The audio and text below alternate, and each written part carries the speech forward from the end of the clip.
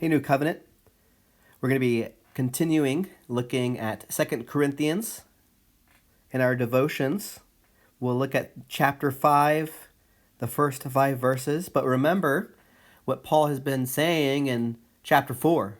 He says that he has been afflicted and crushed and persecuted and struck down, and yet he's not driven to despair. He's not forsaken. He's not completely destroyed. And then he says in verse 16, so we do not to lose heart. Though our outer self is wasting away, our inner self is being renewed day by day. So he's saying, even though I have gone through this persecution for following Christ, I'm not driven to despair because of future glory, because of who I am in Christ.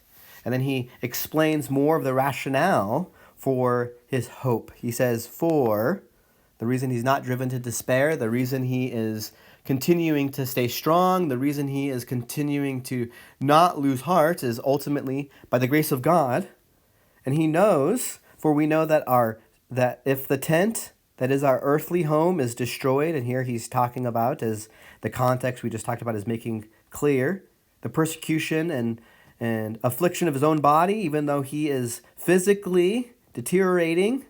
And we see that he makes that clear also in verse 6. He says that our home is in the body. So he's talking about his own body here.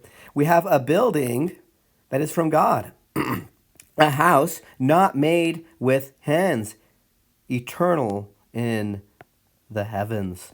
So he's looking forward to this future resurrection hope. For in this tent we groan, longing to put on our heavenly dwelling. If indeed we put it on, we may not be found naked. For while we are still in this tent we groan, once again we've seen that language, groan, being burdened, not that we would be unclothed, but that we would be further clothed, so that what is mortal may be swallowed up by life. He who has prepared us for this very thing is God, who has given us the Spirit of His as a guarantee. So he's saying there's a lot of turmoil in this life, and we groan, and we look forward to our physical resurrection bodies. And in the moment, we're groaning, we're struggling. But we look forward to the day when we will have resurrected bodies. And how do we know that this is something that we can have? How do we know that this isn't wishful thinking? Well, because the one who has prepared us for this is God Himself. And He has given us the Spirit as a guarantee. So, Christian, you can know the future hope of resurrection because God, through Christ by the Spirit, has prepared you for that very thing. And He has given you the Spirit as a guarantee of this.